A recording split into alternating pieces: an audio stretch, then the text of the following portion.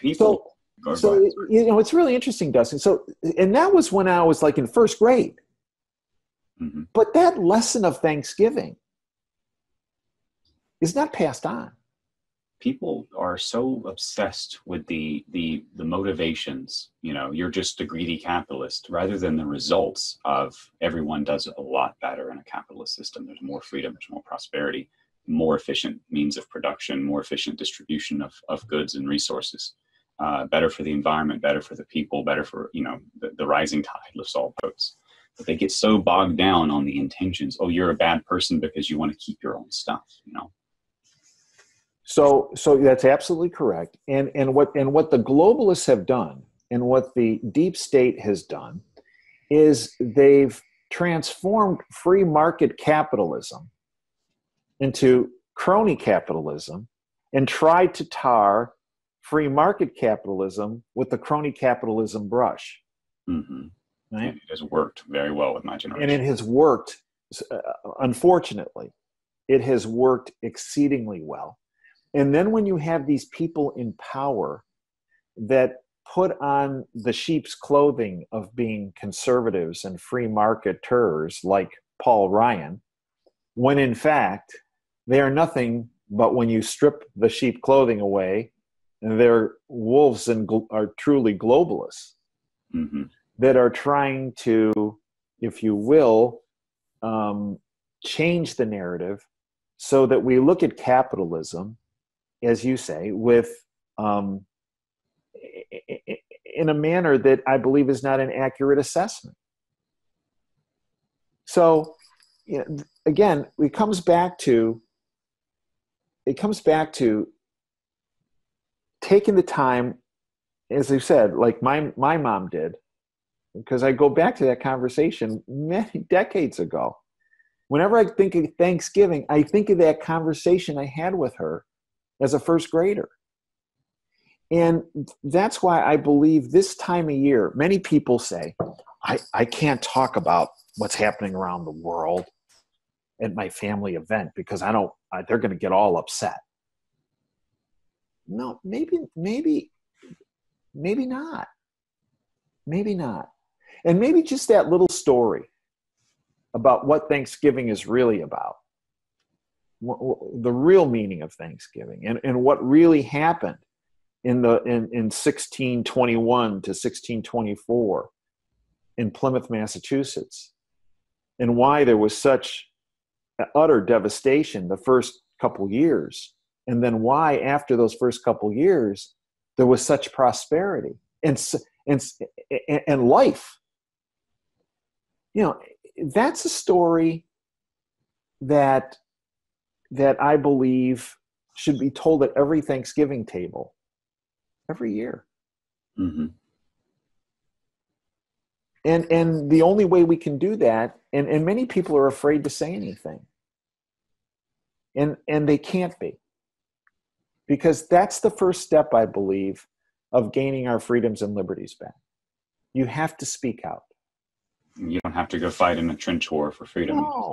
No, you don't. But you have to speak out, because to let things simmer and poke along is doing a disservice to yourself and to your family and to our country. Mm-hmm. I agree. And if you don't, then evil wins. And the default nature of humans is to go with the path of least resistance. The elite cabal, whatever you want to call them, they understand this.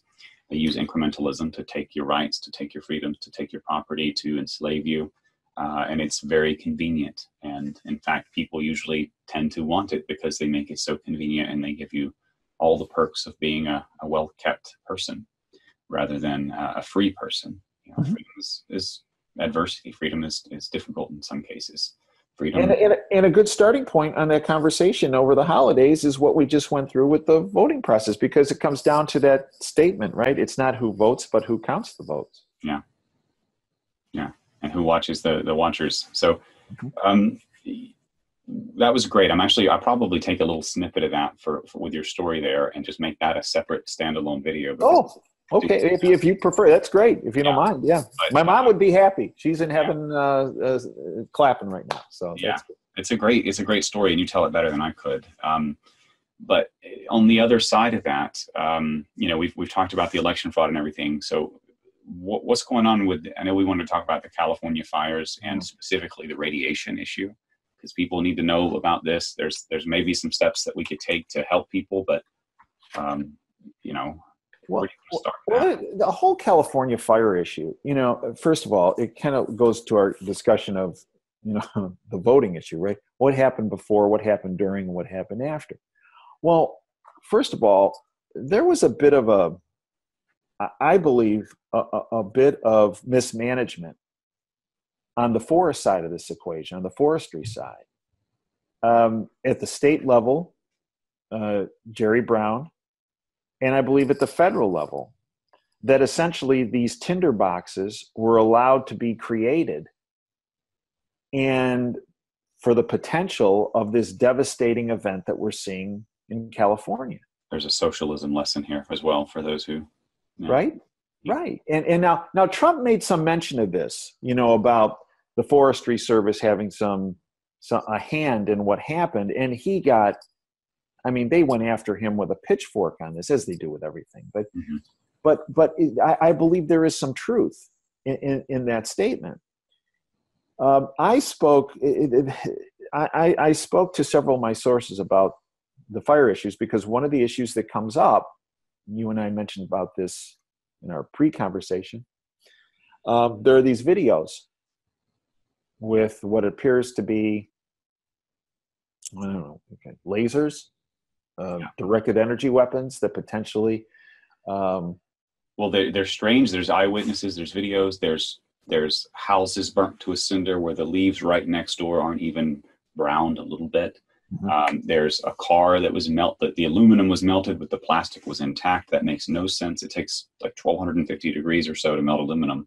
Right. That plastic would have been a puddle. Even the asphalt would have started to melt. There's a lot of very strange things, and people are pointing that out.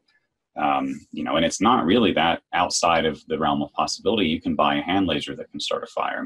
Shine it into the sky, blind pilots. There are very powerful lasers out there these days, even at the retail level. Mm-hmm.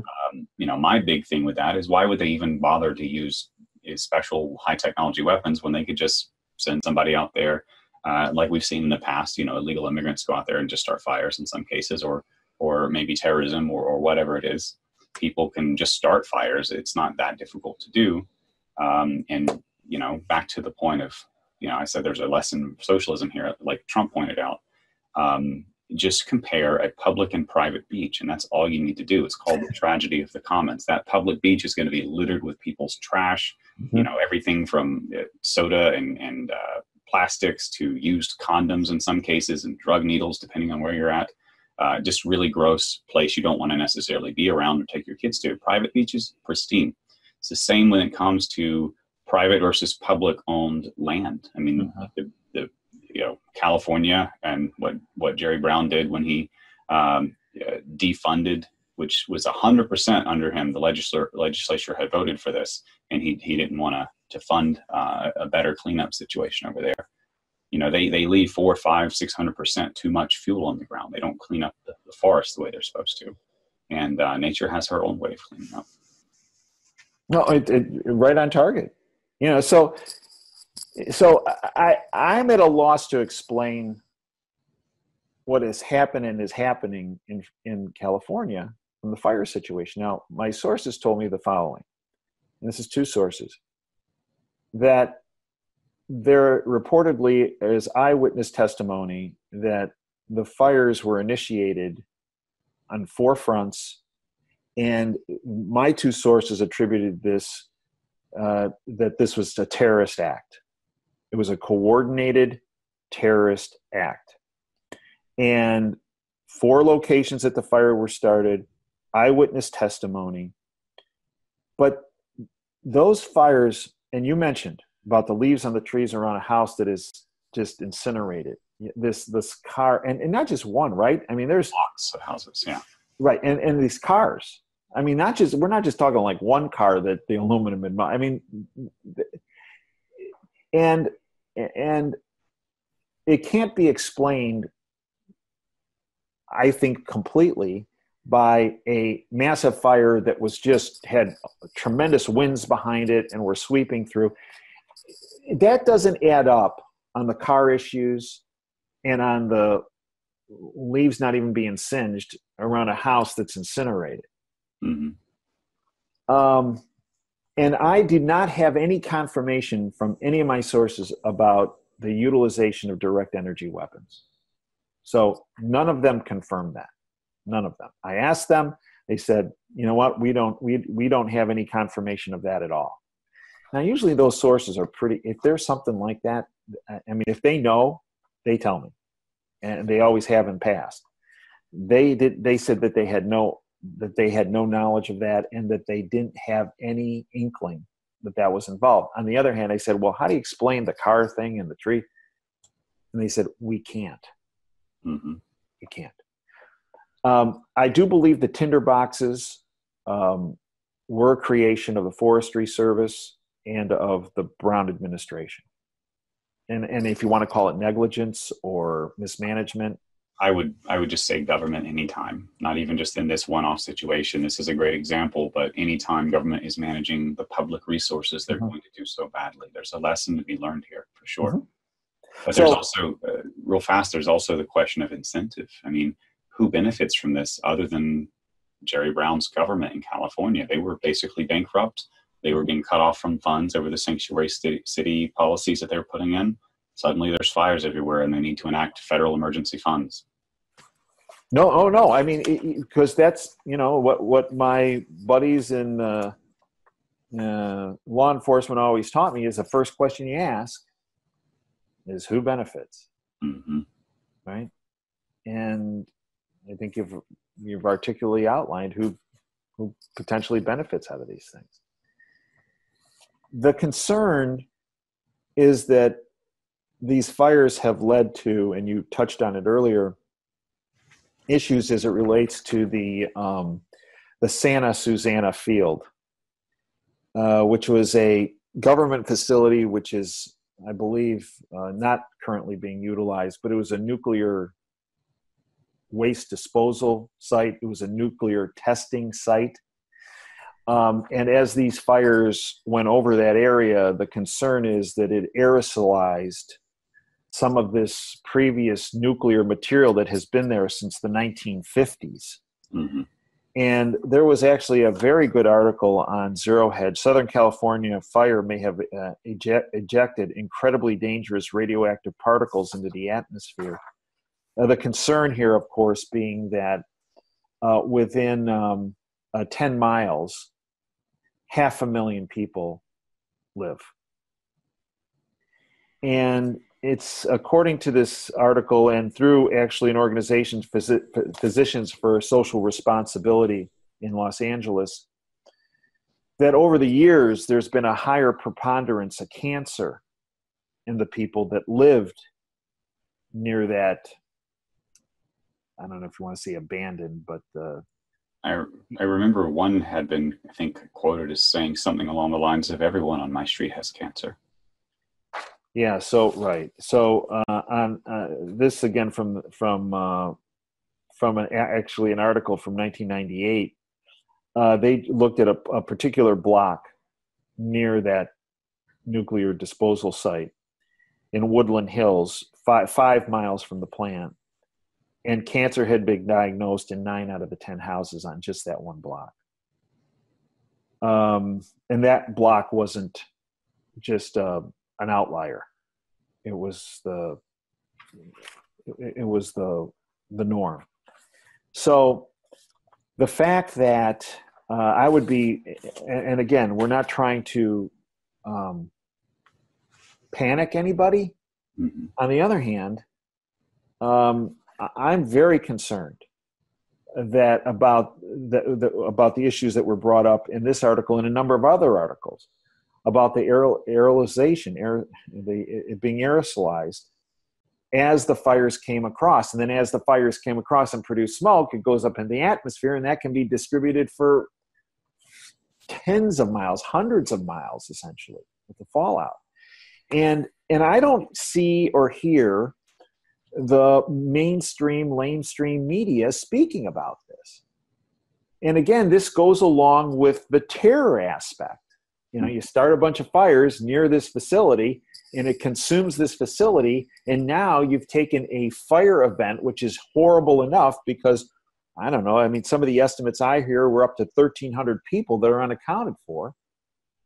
You not only have that tragedy, but now you have a potential nuclear issue, nuclear fallout issue on top of that issue that now spans, you know, hundreds of miles. Mm-hmm. And I do think this is something that needs to be addressed. I don't think that we should just say, well, the fire is over now. I really think they have to really, really analyze what happened at that Santa Susana field lab. Justice has to be served, yeah. Right, because the ramifications of this can be huge. And you see it in your mind's eye. Big pharma, you know, they're just like, we're going to get some here. I want to actually address that because, you know, I'm no expert on the damage radiation can do to the body, but we all know that it's unhealthy and can cause cancer. Mm-hmm. And there are some steps that people can take. You know, real fast. I'll go over here to my supplement shelf, which I've got some somewhere. I don't know what I did with it. I have some iodine that I use. Mm-hmm. And I sell iodine, but it doesn't really matter. I actually would encourage people to check out the video I did on how to make your own. You could make gallons of this stuff very cheaply and give it to the neighbors and stuff. You know, iodine has some properties that suggest that it helps people. People often find out about iodine because of the radiation side of things. It helps protect the thyroid from taking in some of these radioactive particles and helps protect you from some of the worst of it. Another one is the carbon-60 stuff. And this is, you know, something to look into because rats that were given it survived lethal doses of radiation. So that's interesting as well. And you don't have to buy it from me. Just, you know, look into it for the sake of people who need it out there. Because there's, like you said, that's a lot. That's 500,000 people. That's a lot of people. Mm-hmm. And I want to at least try to help them in some way. Well, you know, interesting. The person who actually got me, and you had mentioned my work in medicine, my work was not only in orthopedic surgery, but in particular prevention. Mm-hmm. And actually, my interest in prevention started through my mom again. And power of parents. Yeah, you know, my mom and dad were wonderful people and really created a foundation for me that, boy, there's no way I could have. I hope I can. If you will, in life, you know, they always motivated me and always encouraged me and were very supportive. But they also provided me, I call it brain nourishment, about thinking outside the box. And one of the first subscriptions my mom bought to me, my dad got me a subscription to Sports Illustrated magazine, and he got me a subscription to the Wall Street Journal. And